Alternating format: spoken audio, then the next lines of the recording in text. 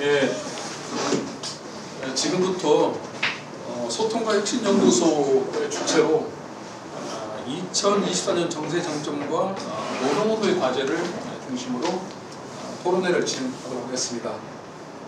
전 토론회 진을 맡은 전 민주노총 정책연구원장 박영선입니다. 반갑습니다. 예, 지금 올해 여러 가지의 복잡한 정세와 다양한 사건들이 이어지고 있는데요. 이 속에서 우리 진보운동, 노동운동이 어떤 향후에 역할 과제를 취할 것인가에 대해서 전문 활동가를 모시고 토론을 시작하도록 하겠습니다. 예, 토론제만 소개해 주시죠. 자, 토론에 앞서서 우선 발제를 맡으신 분과 토론자 세 분을 소개하도록 하겠습니다. 발제는 소통과 혁신연구소의 우리 정성희 소장님께서 해주시겠습니다. 네, 반갑습니다. 토론으로는 상생통일연대의 대표를 맡으신 우리 최만정 소장님 소개해드리겠습니다. 반갑습니다. 그리고 정착 박사 우리 김장민 동지 소개해드리겠습니다. 반갑습니다. 민주노총 정책기획실의 이정희 실장님 소개해드리겠습니다. 반갑습니다. 유정희 없이는 상담했습니다. 예. 참고로 오늘 한국노총 정책1본부장이었던 유정혁 동지는 토론 참석 예정돼 있었으나 집안에 좀 상을 당했습니다.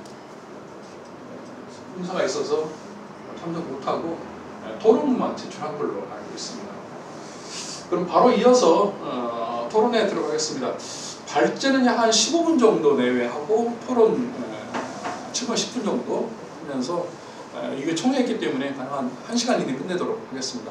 바로 이어서 정성희 소장으로부터 발표를 듣도록 하겠습니다. 박수 모시겠습니다. 네, 반갑습니다. 24년 정세 중에서 좀 쟁점되는 사항을 위주로 정세를 말씀드리고 현장 활동과의 과제를 이렇게 정리를 하겠습니다. 순서는 국제 정세, 한반도 정세, 국내 정세 중에서 경제, 정치 이런 순으로 진행을 하겠습니다. 다 아시겠습니다만은 세계는 지금 미중 전략 경쟁 시기입니다. 그래서 깐깐하게 대결적 국면이 연출되다가 최근에 탈동조화에서 디리스크라는 위험 축소 이런 식으로 대결 또는 협력 결합되는 방식으로 미중 간의 전략 경쟁이 계속되고 있습니다. 그러나 그럼에도 불구하고 미국의 1급 패권은 서서히 약화되면서 다음과 추세에 접어들고 있습니다. 특히 우크라이나 전쟁, 중동 전쟁, 그리고 양안 긴장, 한반도 전쟁 위기 이런 계기를 통해 가지고 미국 주도의 이 하위 동맹 체계인 한국, 일본, 영국 이런 부분은 줄수행구를 바짝 합니다만 그럼에도 불구하고 미국 1급 패권이 약화되는 추세를 거역할 수가 없는 상황입니다. 이런 상황에서 한반도에서 북쪽 조선은 중국과 러시아의 협력 관계를 강화하면서 조미 관계의 개선의 군사 주도권을 확장하는. 그래서 저는 이제 조건부 대미 대남 군사 공세 강화 이렇게 정리하고 있습니다만은 최근에 김정은 위원장의 동족 관계, 동질 관계가 아닌 두 교전 국가다, 두 국가다, 적대 두 국가다 이렇게 이제 이런 언술에 대해서 여러 가지 해석이 있습니다만은 어쨌든 남쪽이나 미국의 태도가 변하면은 또 달라질 수가 있는 그런 의미에서 이제 조건부가 아닌가 이렇게 저는 생각을 하고 있습니다. 우크라이나 전쟁 배경은 잘 아시겠습니다만은 이 나토와 바르샤바 이 냉전 시기의 두 기구가 소련 붕괴 이후에 이제 나토의 동진 확장을 이제 되는 과정. 푸틴이 안보 위협을 받고 특히 우크라이나 제렌스키가 돈바스 이 동부 쪽에 이제 러시아인이 많이 살고 있는데 여기 이제 학살을 자행하고 탄압을 하니까 우리를 구해달라 이런 요청도 있었고 또 우크라이나에 미사일을 배치하면은 20분 만에 이제 모스크바에 도달하기 때문에 참지 못하고 결국은 이제 러시아가 먼저 특수작전이라는 이름 아래 이제 공격을 했습니다.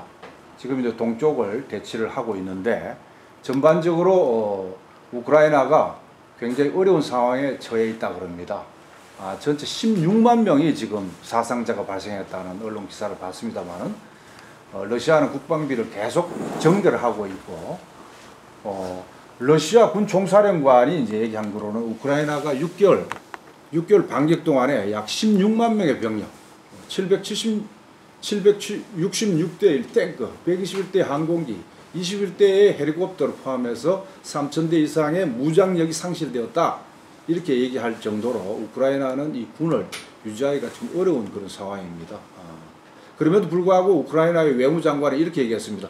우크라이나 국민을 기꺼이 서방의 대리군으로 사용하겠다. 무기와 돈만 주면 자국민을 희생시키겠다는 식의 미국 안보 투자가 미국 군사복합체에도 이익이 된다는 철저한 앞잡이 노릇을 지금 하고 있습니다. 계속 이제 우크라이나가 동쪽에 있는 도네츠크라든가 루안스크 이 공화국에 대해서 민간인을 학살하고 있는 이런 상황입니다. 그리고 EU에 추가적으로 이제 미국의 예산 투입도 지금 상원에 막혀 있고 EU에 이제 추가도 헝가리라든지 이런 쪽에 반대를 차단되고 이제 있습니다. 중동으로 가면은요, 지금 이제 저기에 1947년, 67년 이렇게 나오지 않습니까? 애초에 이 푸른 지대가 팔레스타인 땅이었습니다. 2차 세계대전 이후에 이스라엘인들이 돌아오면서 점차적으로 이렇게 이제 땅을 차지하는. 그래서 최종적으로 지금 현재 국면은 요 가자지구, 서안지구만 남겨놓고 전부 이스라엘인데, 여기에는 왜 점선이 여기에서 또 변했느냐 하면은 이스라엘이 군이 통치하지만 민간 자치를 허용하는. 그리고 전부 이제 군도 이스라엘 장악하고 통치도 이스라엘 하는. 그래서 오직 정착만 하는 이런 지대로 점차 축소되고 있고, 더 나아가서 하마스가 도저히 참지 못하는 몇 가지 사항이 있었습니다. 거의 70년 동안 2등 국면으로 취급받고 수많은 학살과 탄압이 자행되는데도 불구하고 아랍에 있는 나라들과 수교가 계속 확대가 되고 있단 말이죠. 특히 이제 사우디 같은 경우가 이제 수교 앞두고 있고 추진이 되고 있는데, 그까지 되면 탄압하고 있는데 같은 아랍권에서 수교까지 합법화시켜 주니까 수교한 이후에는 결국 하마스가 이스라엘을 선제 공격하면서 엄청난 보복을, 지금 3만 명의 민간인이 학살되는, 그 중에서도 아동과 여성이 80%나 차지하는 이런 상황이 벌어지고 있고요.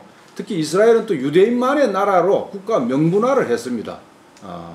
민족법이라고 이렇게 해서 합법적으로 이동 국민이라고 취급받고 되고, 거기다가 이제 네타냐후라는 이 극우 총리가 등장을 다시 하면서 사법개혁을 해가지고 법무부 장관이 예를 들면 시행령을 마음대로 만들고 해석할 수 있는 권한까지 주는 이런 상황이 왔기 때문에 결국 하마스가 선제 공격을 하면서 지금 전쟁이 계속 이어지고 있습니다.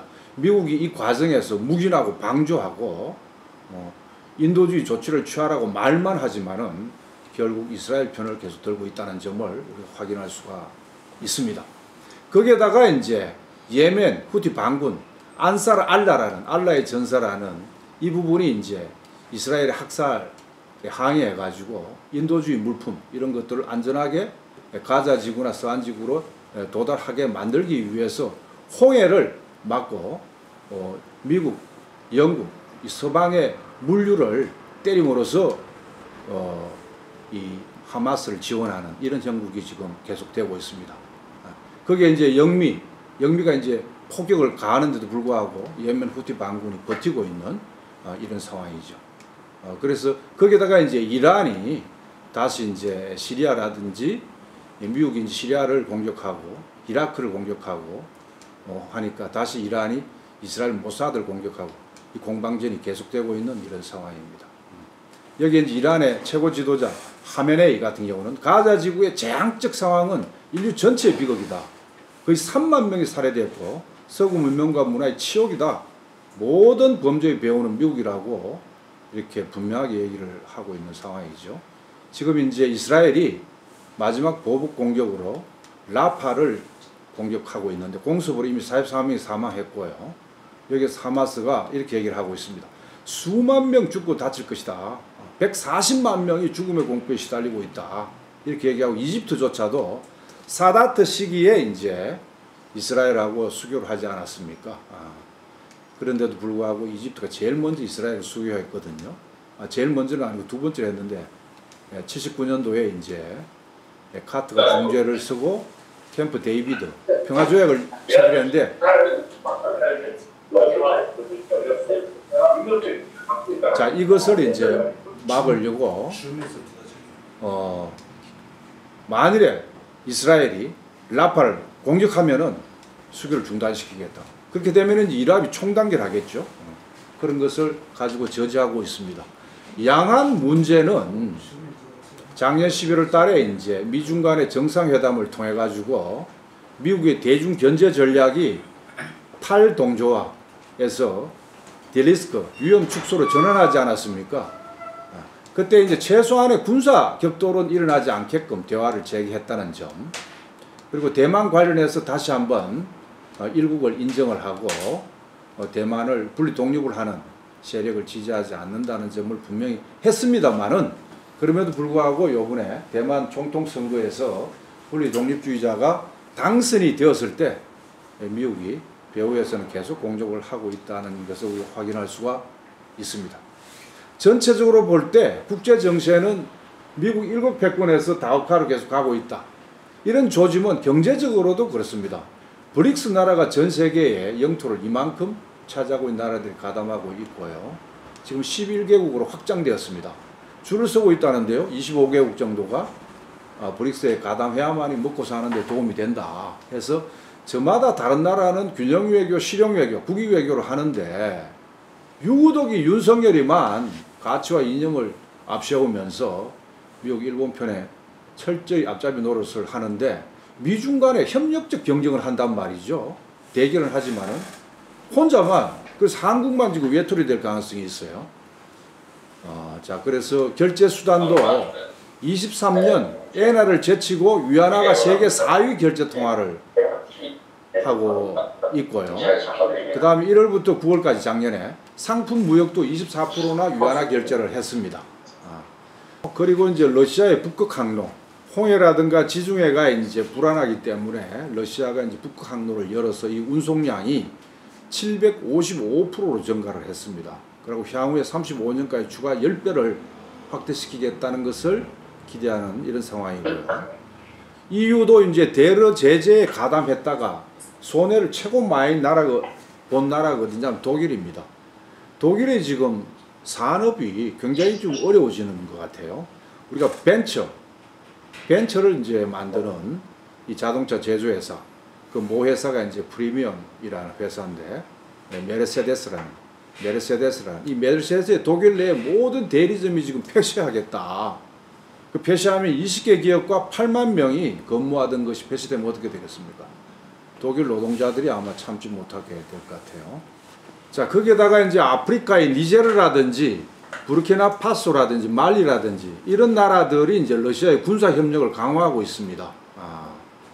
그래서 러시아에서 아프리카에 밀을 지원하는데 이 4차 선적분까지 말리에 도착했다는 소식이 전해지고 있고요. 그리고 나이지리아가 이제 아프리카 중에서도 석유 부유국이잖아요.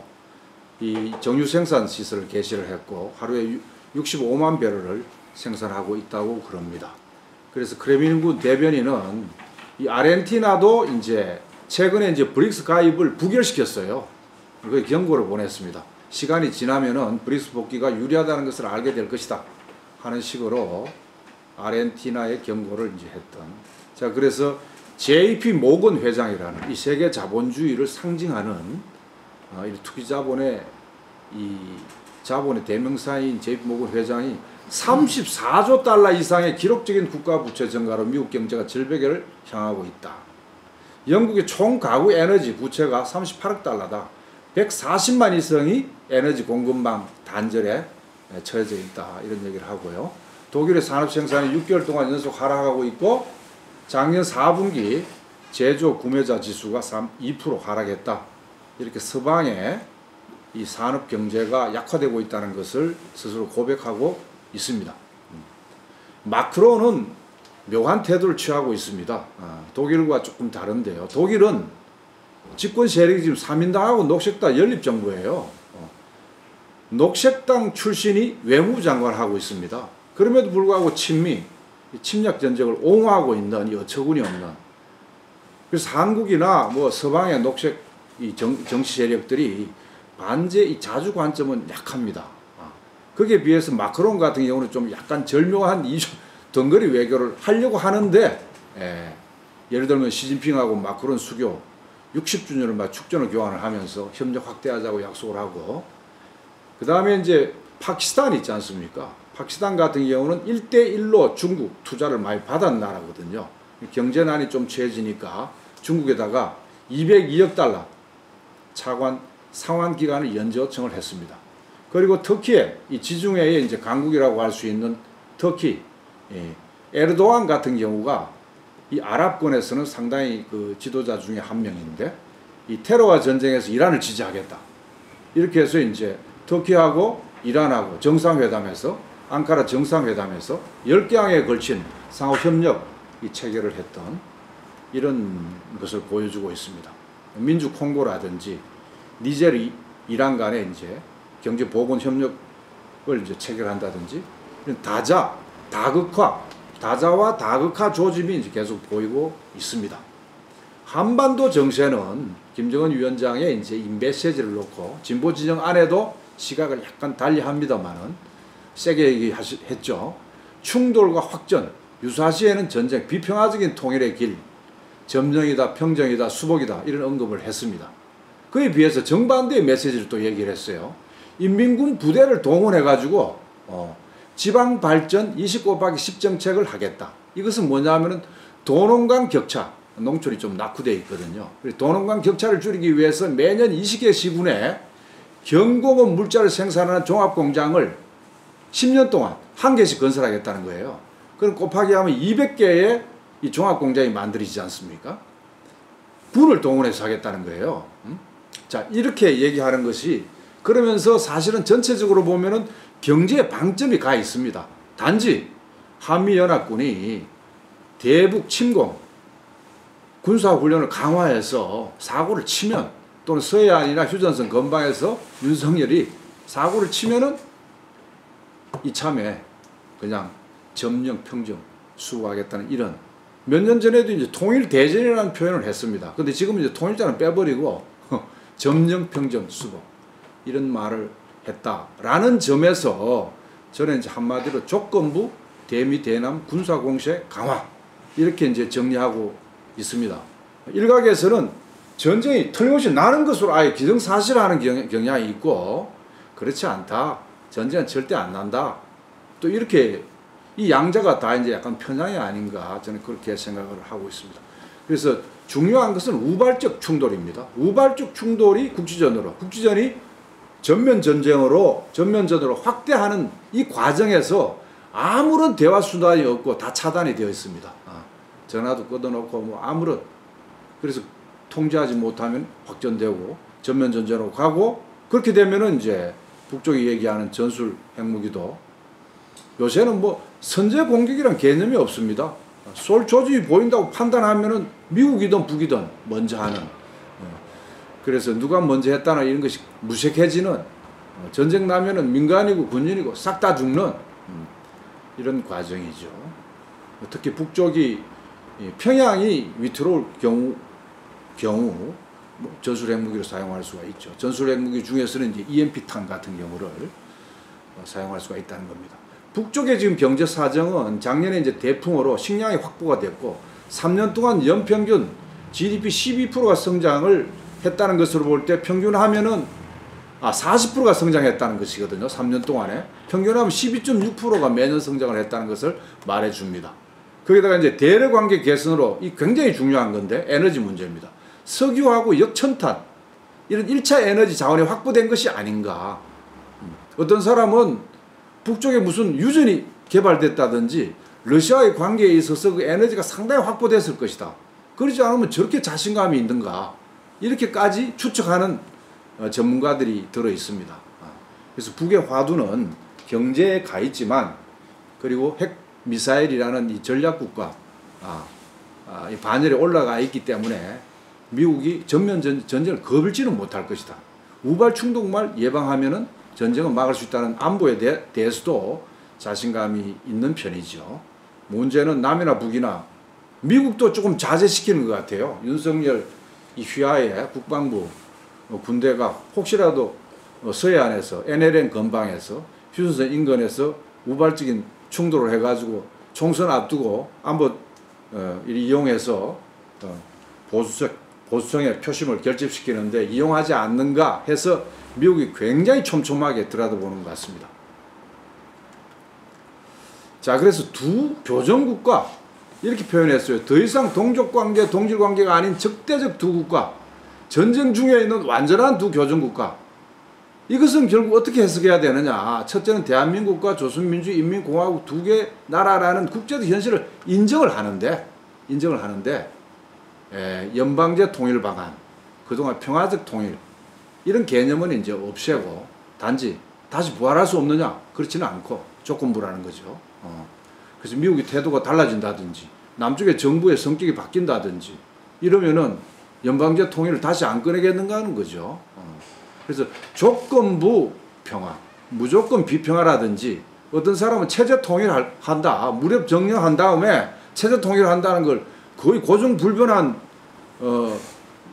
입장 변화인 것처럼 이렇게 얘기하는데 이게 좀 과도한 것이다 라고 보여집니다. 역사적으로도 45년도부터 47년도까지는 좌우 남북 합작을 기대했다가 냉전 이후에 전쟁까지는 60대 말까지는 군사노선이 강화됐다가 72년 7.4 공동성명부터 오늘날까지는 연방제 이 통일, 평화통일 이 주장됐다가 지금은 다시 조건부 대남 군사노선 강화로 전환된 거 아닌가. 그래서 만일에 트럼프가 11월 달에 이제 재등장을 해서 개인적으로 친하다니까 물꼬는 터되 그게 쉽게 협상이 타결되기는 쉽지 않을 것이다. 그러나 바이든보다 좀 낫지 않겠느냐 이런 이 많고 그다음에 총선에서 압도적으로 민주주정이 승리를 해가지고 레임덕 탄핵 아니면 개헌을 통해서 임기 단축 이렇게 간다면 또 이제 달라질 수가 있기 때문에 현재 변수를 몇 가지 은수를 가지고 너무 고정적으로 봐서는 안 된다. 특히 최근에 이제 회자되는 것은 기시다 총리의 태도입니다. 북일 정상회담을 추진하는 물밑 협상이 상당히 진척됐다는 얘기가 오고 가고 있습니다. 다만 북쪽에서 핵미사일 거론하지 마라. 납치한 문제 심하게 거론하지 마라고 얘기하지만 그러나 나머지 문제는 굉장히 이제 되고 미국 입장에서도 북미 대화가 안 되기 때문에 일본을 앞세워 가지고 좀 대화 국면을 좀 만들어 볼 필요가 있지 않느냐, 이 시간을 좀 때울 필요가 있지 않느냐라고 하기 때문에 북일 대화 이것이 과연 정상회담까지로 갈 것인가 하는 초미의 관심사고요. 그렇게 되면은 우리 한반도의 민중 입장에서 볼 때는 나쁘지는 않다. 윤석열만 왕따가 되는 거예요. 북일 대화도 하고 미국도 그 배후에 대화를 바라는데 윤석열만 계속 앞잡이 노련 적대정책 강경 드라이브를 턱턱 하면은 어떻게 얘기하느냐 이렇게 얘기합니다. 조태일이는 신원식은 말할 것도 없고 NLL은 필요수 지켰다. 이것은 크라크 중장이 유엔 사령관 미군 사령관이었죠. 53년도 8월 달에 북진을 막기 위해서 일방적으로 끊어놓은 국제법적으로 전혀 인정받지 못하는 이런 선인데 그것이 마치 북쪽이 넘으면 안 되는 선인 것처럼 그래서 북이 끊어온 해상 경계선하고 겹친단 말이죠. 그 지점이 우발 충돌 지점인데 이걸 피로수 막겠다고 하면 충돌 안 나겠다는 거죠. 조태일 외무부 장관은 이 외무부 장관 좀 부드럽게 얘기해야 되는데 군사협력 강화 한반도 안보의 위협이다. 그러면은 한미동맹 북러는 군사동맹이 절대 아닙니다. 북중 군사동맹이 아닙니다. 북쪽은 자주성을 견제하는 군사협력일 뿐이지 동맹이 아니에요. 근데 한미는 예속 군사동맹이죠. 하위동맹 체제에 깊숙이 빠져들어가 있고 대규모 군사연습을 옛날에 3월달 8월달만 했는데 연중 계속하고 있고 통일부 장관 김영호는 어떻게 얘기하냐. 자유민주적 기본질서에 입각한 평화통일을 추진할 헌법적 책무가 있다.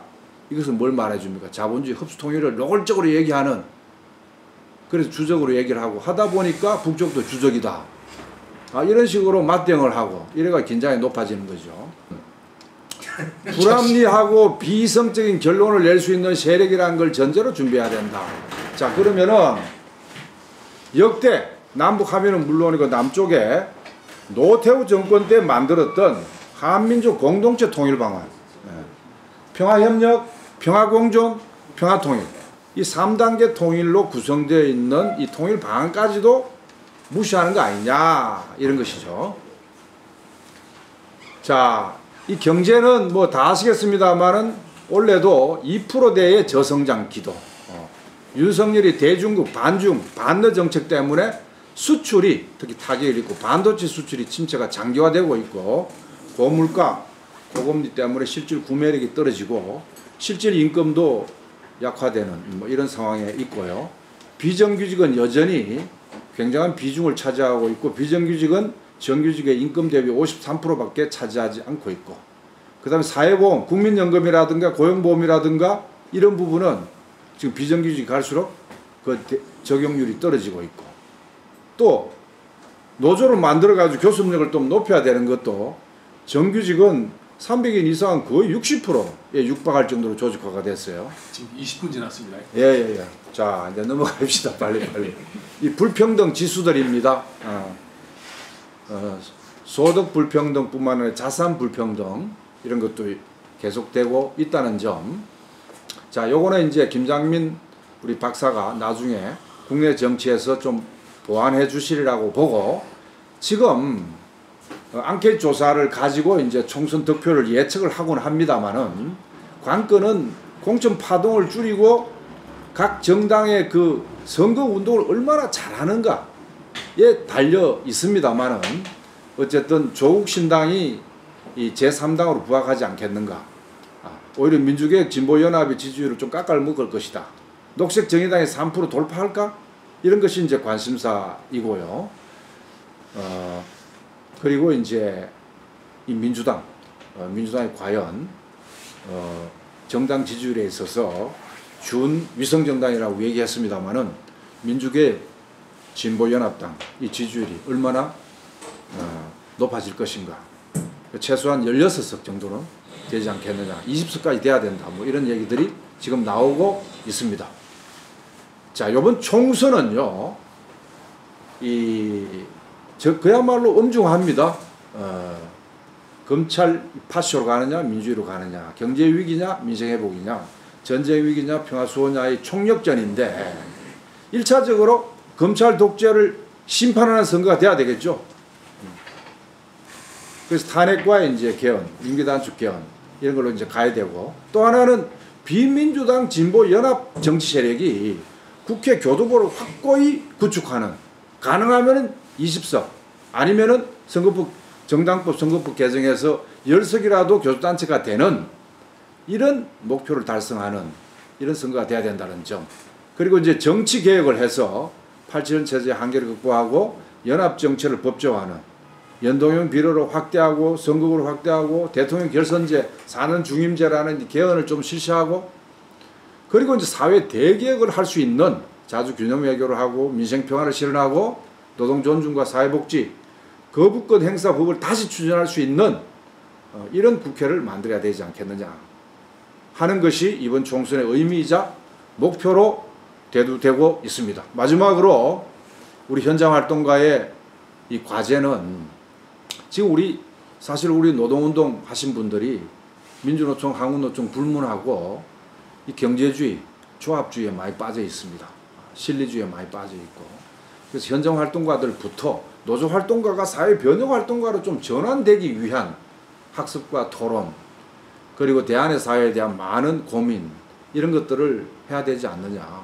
촛불 집회 나가봐도 우리 조합원들이 별로 안 보여요. 오히려 자발적인 시민들이 더 적극적입니다.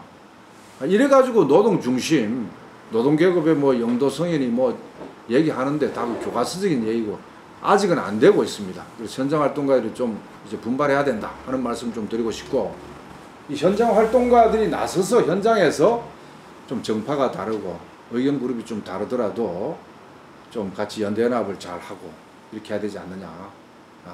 윤석열이가 저렇게 난리를 쳐지기는데 민주당의 한계는 분명하고 이렇기 때문에 우리끼리라도 연대연합을 좀 잘하자.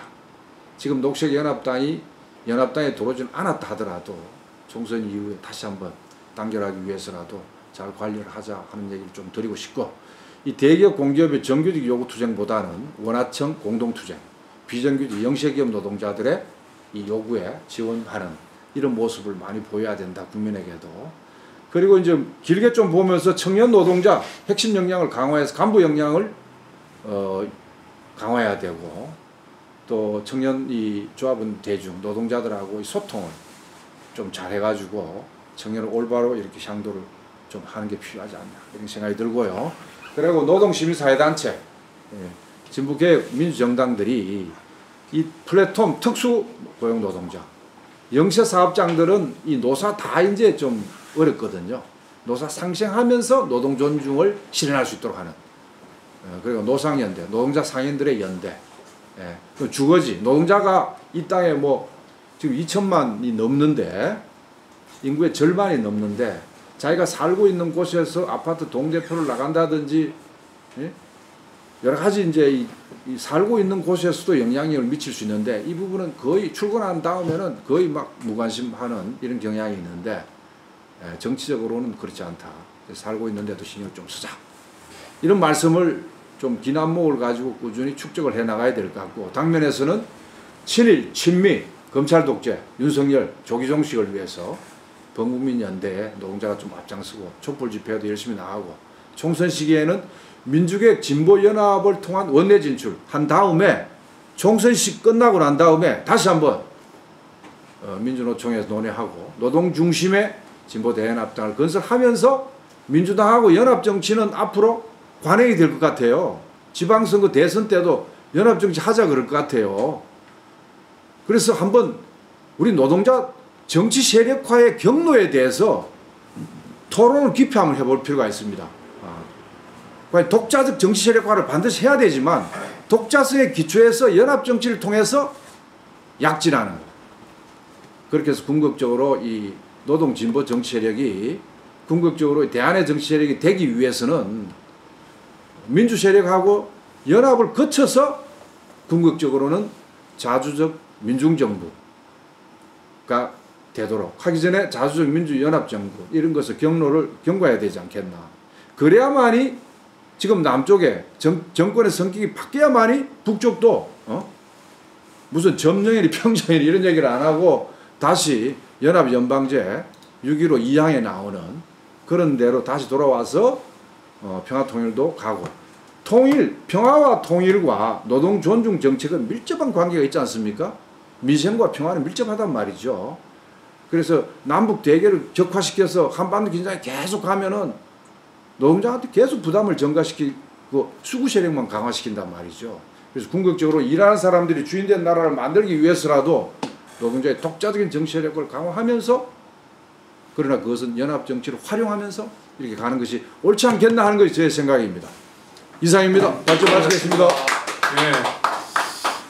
그동안에 이제 수많은 교육과 토론을 통해서 얘기했던 국제 정치 정세, 군사 정세, 그다음에 경제 정세 더불어서 또 한반도 정세, 그다음에 국내 경제 정치 정세까지 포괄적으로 쭉 설명을 해오면서 이후 노동운동 과제를 중심으로 막판에 제안을 던졌습니다.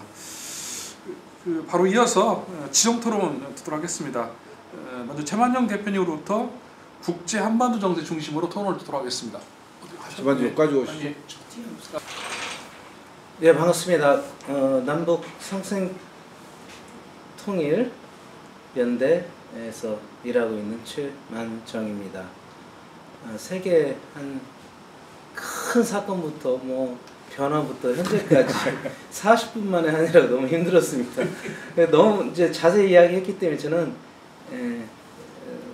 5분 이내 간단하게 우리가 이 발제를 듣고 생각해야 될 지점에 대해서 간략하게 몇 가지만 말씀드리겠습니다. 일단 발제하신 분의 의견에 대부분 찬성하고, 대신 제 생각에는 조금 이제 좀 정리를 해보는 게 좋겠다 이런 생각이 듭니다. 저도 앞에 써놨습니다. 뭐 대변환기다. 뭐 제가 저만 아니라 다들 이렇게 판단합니다. 그런데 이제 제가 보기에는 냉전이 해체된 이후에 미국 단극 중심 경제적 세계화 시대가 이제 다 지났다 그럽니다. 그 시기가 언제부터냐?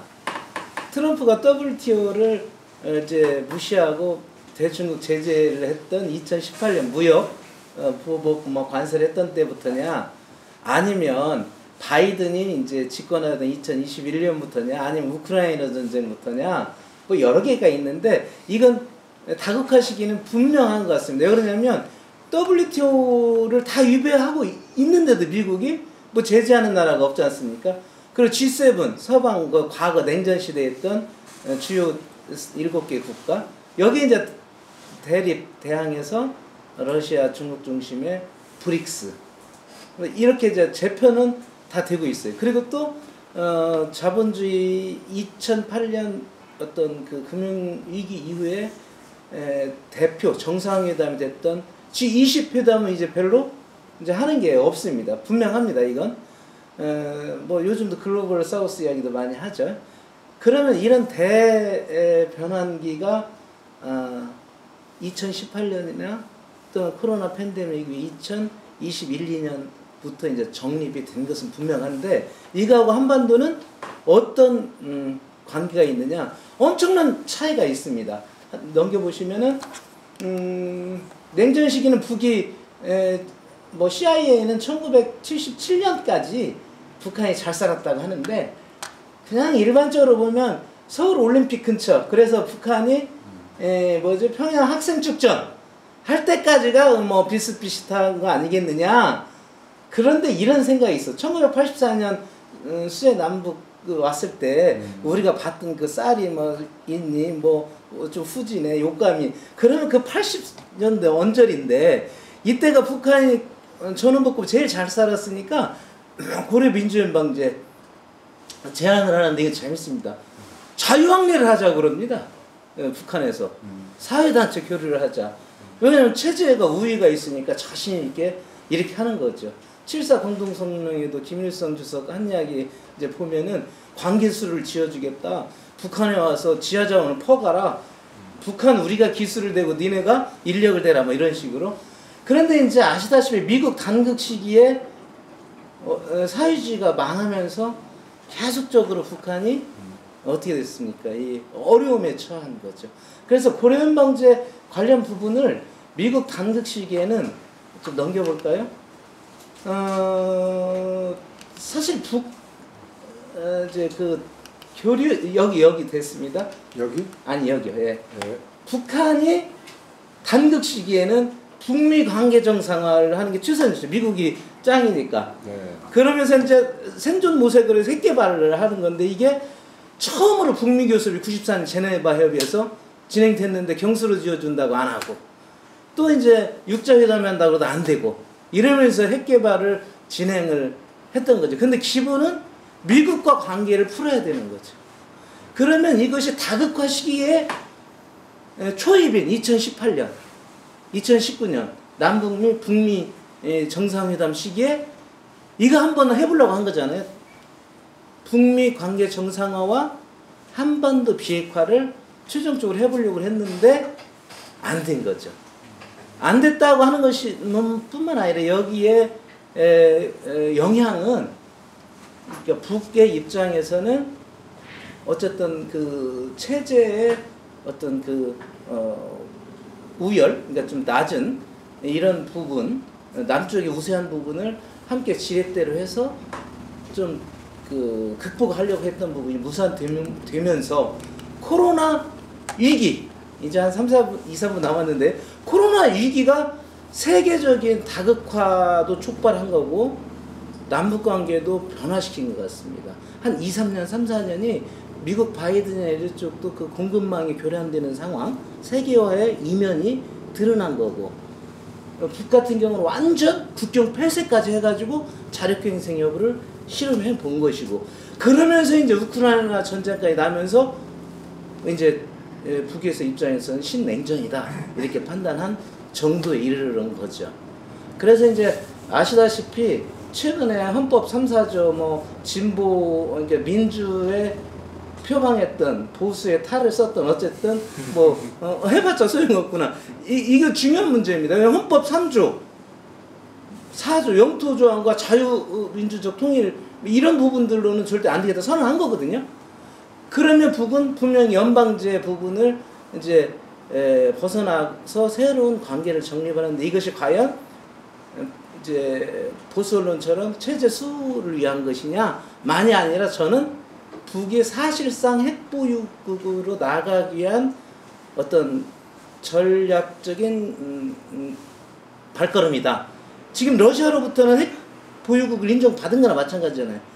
핵 보유국이라고 하는 것은 제재를 안 하고 하면은 인정되는 거잖아요. 그럼 중국도 지금 반은 가고 있는 거잖아요. 그렇다 보면은 이 관계를 남쪽과 역겜을 단절을 시켜야 훨씬 더 한 발 더 나아가는 거거든요. 그렇다 보면은 지금 통일, 동족 관계 이런 부분을 부정하는 것 자체가 적극적인 수단으로서 하는 것일 수 있거든요. 이제 나중에 이제 이야기하고 맨 마지막에 그렇다면 우리 현장 활동가들은 어떻게 할 거냐? 어찌됐든 전쟁 반대의 소극적인 더 나아가 종전. 전쟁이 정전협정에서 끝나야 뭐 미국과의 한미동맹의 문제 또는 남북의 문제 이런 부분들이 다 풀리지 않습니까? 그러니까 전쟁 반대 종전을 하자. 그리고 평화협정을 체결하자는 게 중심이고, 그리고 우리는 북으로부터 남쪽 국민은 교전 중인 적대 국민이잖아요.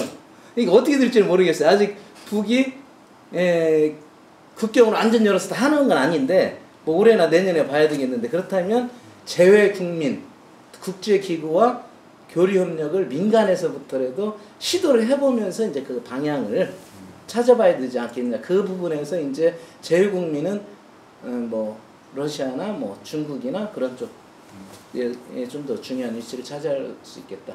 딱 한 가지만 이야기하면 제가 그 점도 생각했는데요. 헌법 우리 변경할 때 남쪽만 하자, 한반도 전체 하지 말 이런 게 있었잖아요. 그럴 때 제 생각에는 중국에 가면 조선, 한국이 분명해요. 일본도. 영어로는 사우스 코리아, 노스 코리아인데 너무 또 이질적이에요. 그렇다고 우리가 북한 부르기도 그렇고, 제 생각엔 북조선 앞으로 우리가 남한은 남한 이렇게 부르자.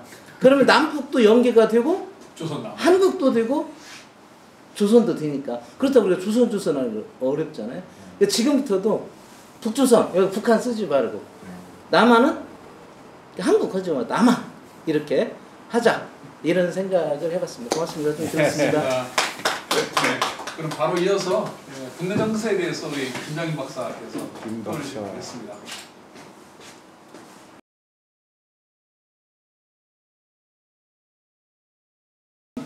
그 민주당은 간단하게 말씀드리면 언론에서 많이 보여지고 있는데 이 총선하고 대선하고 관계가 있어가지고 대선 주자로서 레임덕을 방지하기 위해서 강력한 공천권을 행사하고 있습니다. 근데 이 민주당은 이제 성추문과 그 다음에 검찰들의 기획 수사를 해가지고 대선 주자가 거의 뭐 고갈된 상태라서 집중 포화를 이재명 대표가 이제 받고 있는데, 그러면서 볼 때 이 차기 대선 주자를 해서 그 대선 주자에 대한 그 공격을 좀 분화시켜야 되는데 그런 부분을 이제 못하고 있다는 거고요.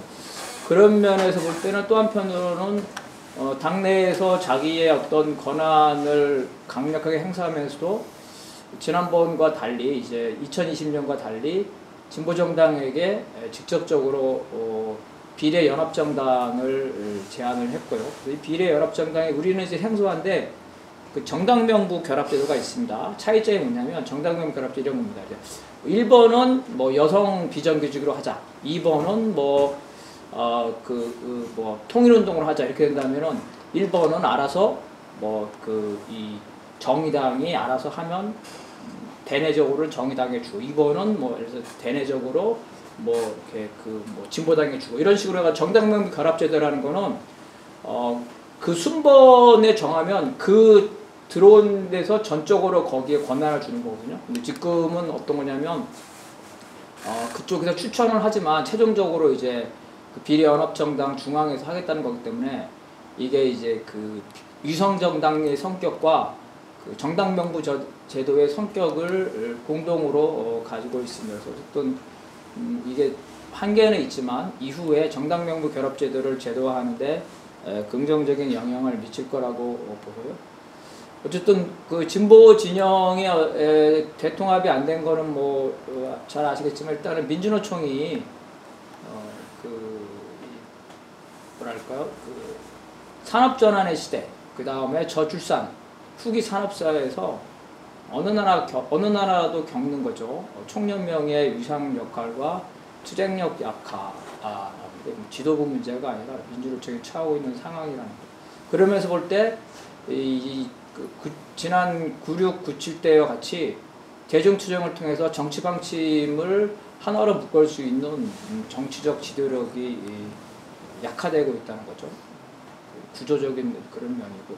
그 다음에 정당 간에서는 이제 뭐 잘 아시겠지만 정의당이 녹색당한테는 의석을 확실하게 했지만 노동당이나 이제 진보당한테는 확실하게 안 좋기 때문에 이제 정당들 간의 그런 것들이 무산이 된 겁니다. 그래서 현재적으로 보게 되면 누가 누구를 손가락질 할 수 없을 것 같아요. 그래서 뭐 이 손가락질 하기보다는 오히려 판을 한번 흔들었다. 그래서 녹색당이 제도권에 들어가고 진보당이 제도권에 들어가면 다음 총선에서는 아마 정의당, 녹색당, 진보당의 어떤 서로의 그 협상력이 균등해지기 때문에 다음에는 아까 뭐 했지만 이 진보 정당들간의 비례연합정당, 정당정부 결합제도를 실질적으로 하는 것들이 오히려 가능성이 높다고 저는 이제 긍정적으로 보고 있고요.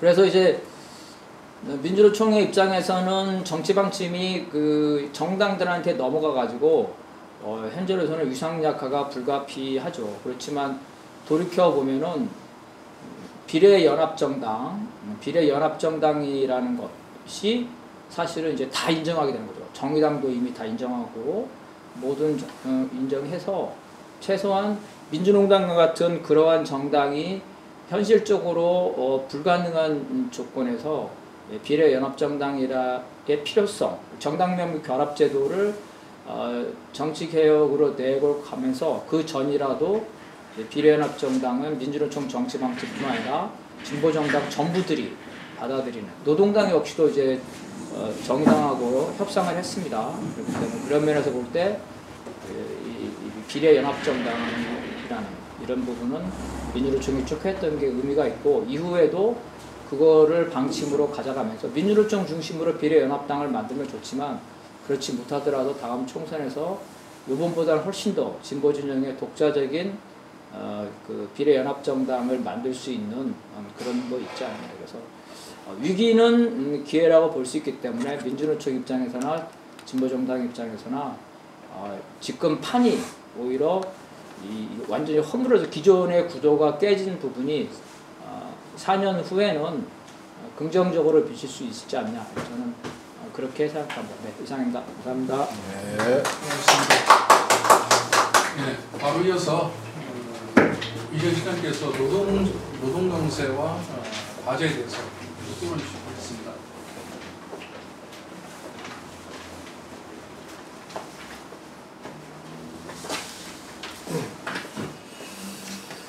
예, 민주노총 정책개혁실장 이정입니다.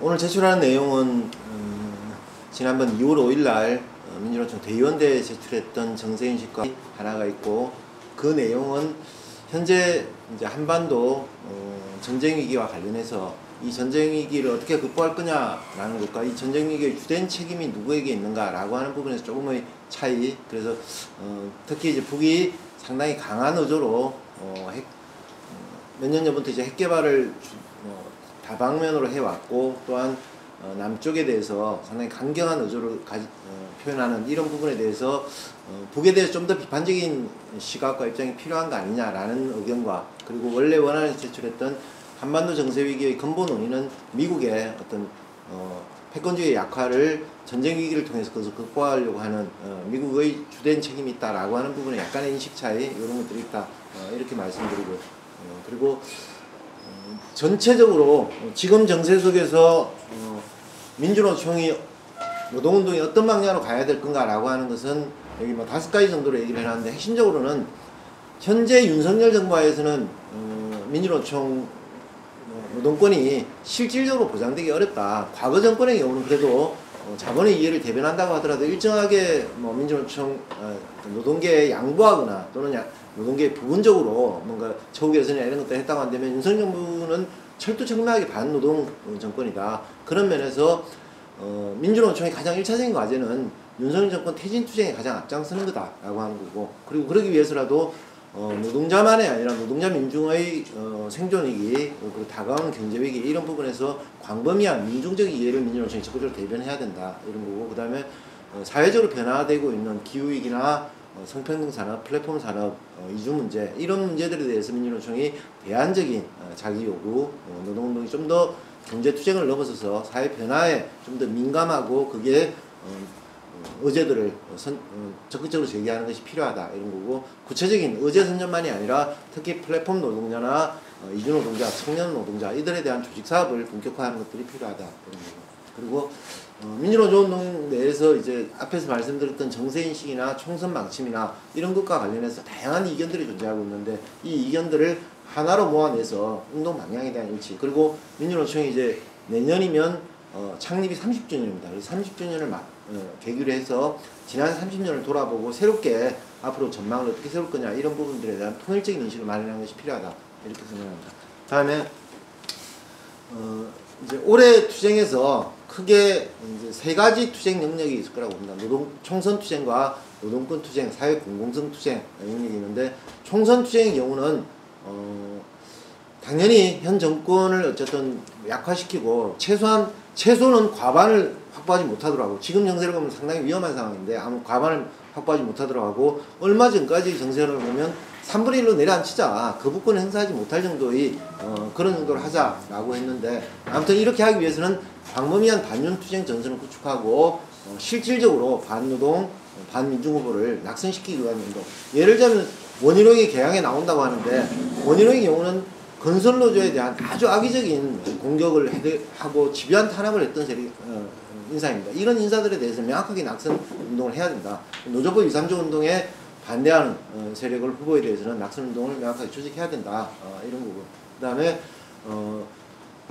불평등 양극화 체제를 극복하고 결국 비정규직 문제를 해결할 수 있는 이런 의제들을 사회적으로 담론화시켜내고, 총선 이후에 의석만이 아니라 의석이 민주당이 좀 더 많은 의석을 가져서 이걸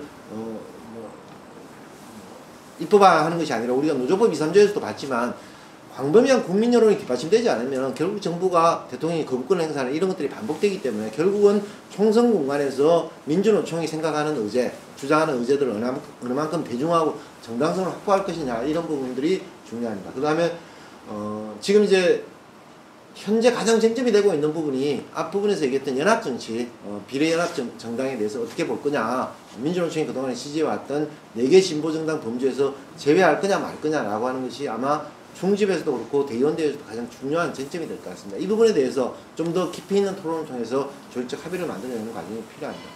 노동권 투쟁과 관련해서는 조합은 설문조사를 해보면 뭘 가장 중요하게 해야 되냐라고 하면 노조법 2, 3조 개정입니다. 이거는 작년 한 해 내내 투쟁했기 때문에, 그리고 한 해 내내 투쟁했음에도 불구하고 연말에 거부권을 통해서 유실됐기 때문에 최소한 이거는 재추진을 해야 된다 이런 인식들이 강하고, 그리고 이거를 현실화시켜내기 위해서는, 그러니까 우리가 법안 개정만이 아니라 실제로 특수고용이나 간접고용 노동자가 진짜 사정과 교섭하는 투쟁을 해야 된다. 법적으로는 보장되어 있지 않다고 하더라도 이미 CJ 대한통운 같은 경우는 2심까지 CJ 원청이 교섭에 나와야 된다라고 하는 것들이 되어 있기 때문에 상당한 우호적인 여론 환경 속에서 이 투쟁을 조직해야 된다. 그리고 이것이 사회적 쟁점으로 될 때 실제로 대통령의 거부권을 무력화할 수 있다고 생각합니다.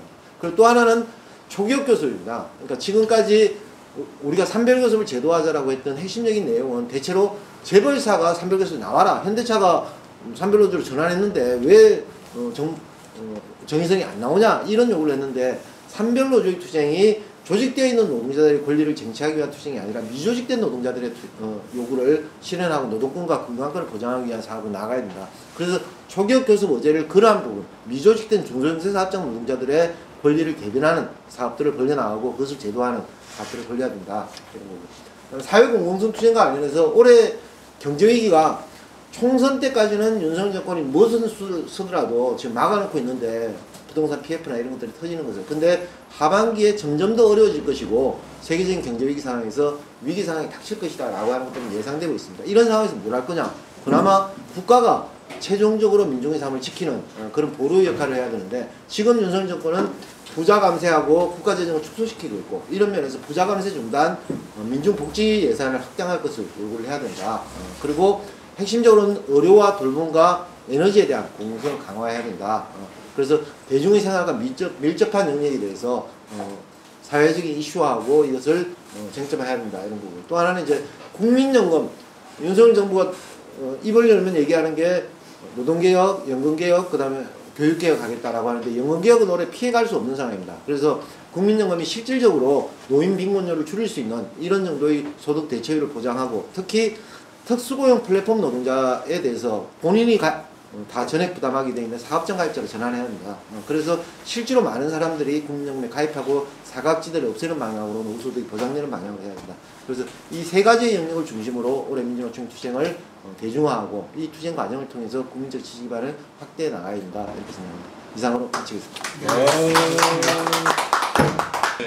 혹시 오늘 워낙 주제가 이게 광범위하고 또 아마 정세에 좀 몇 가지 쟁점도 있긴 한데요. 앞서서 혹시 우리 방청하신 분께서 혹시 추가로 하시는데요. 예, 우리 아니 조금 늦게 와가지고 사실은 여기 와서 한 10몇 분 여기 3층까지 왔다가 그 이름이 달라가지고 다시 내려가서 그 헤매다가 왔어요. 왔는데 뭐 일단은 뭐 얼굴 본 것만 해도 많은 것 같고요.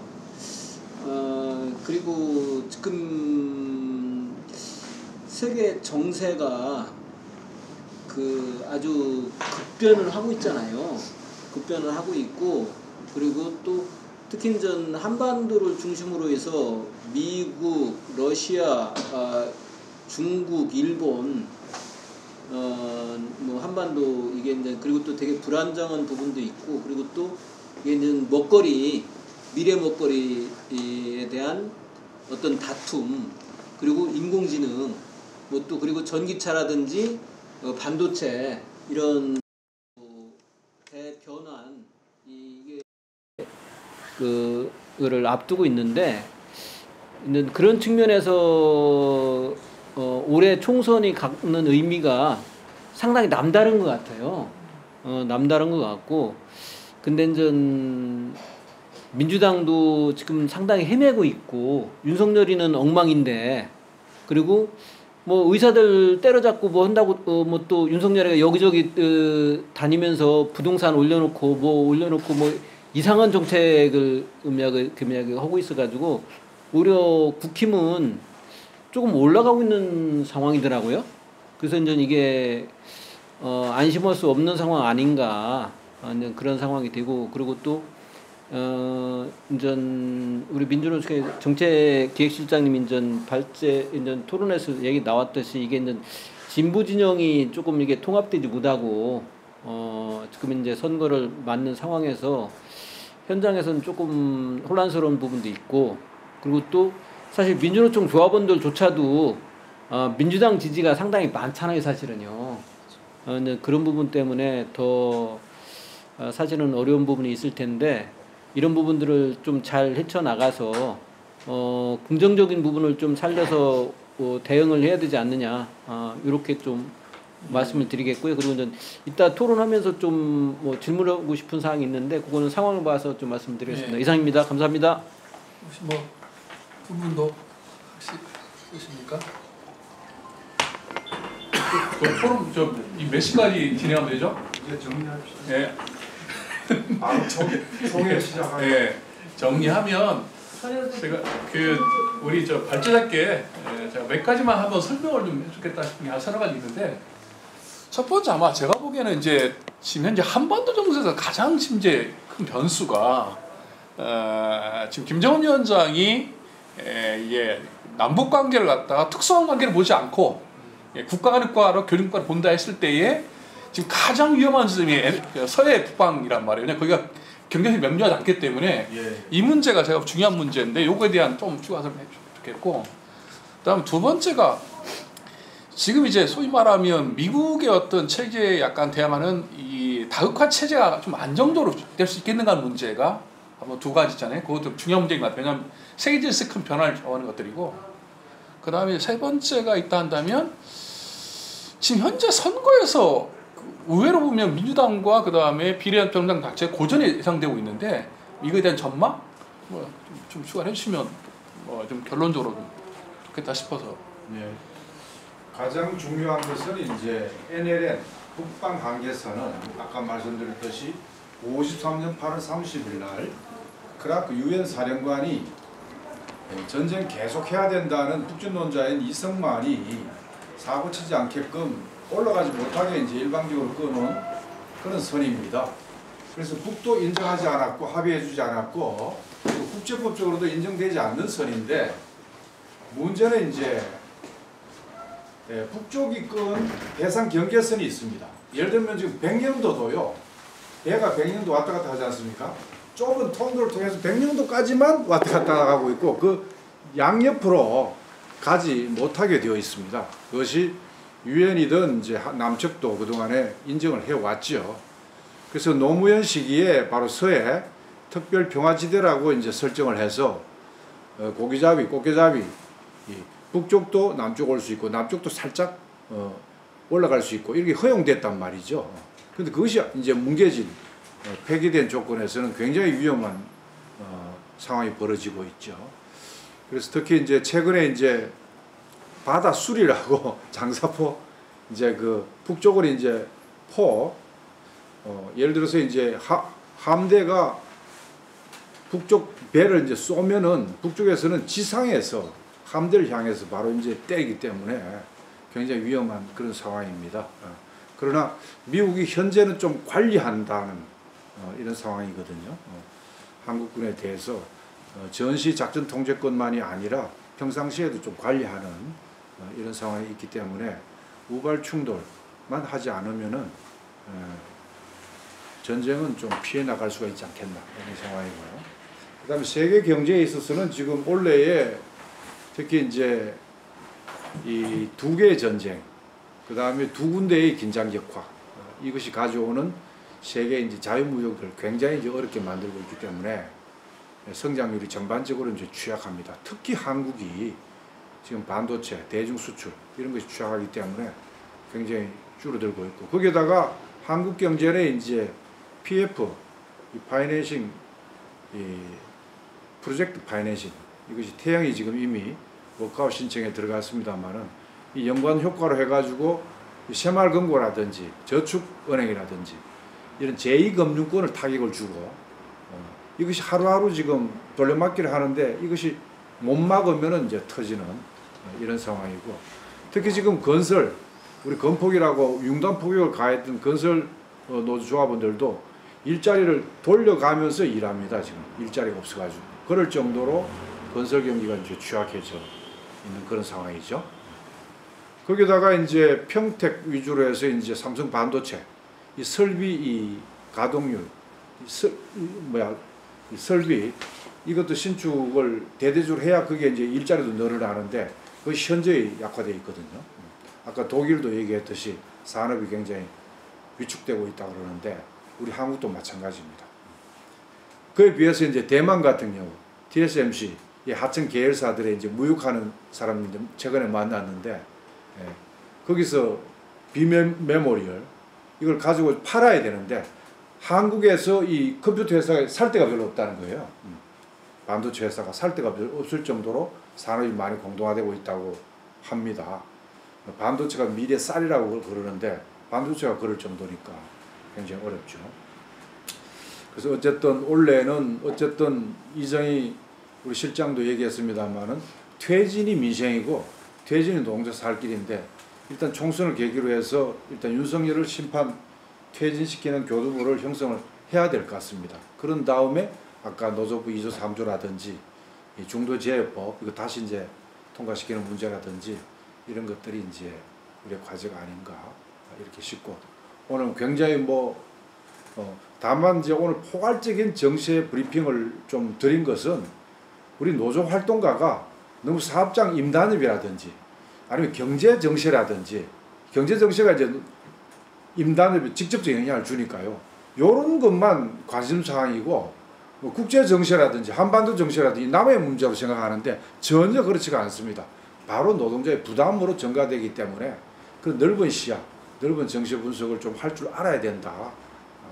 라는 점에서 짧은 시기지만은 포괄적으로 좀 논의했습니다. 이상입니다. 예.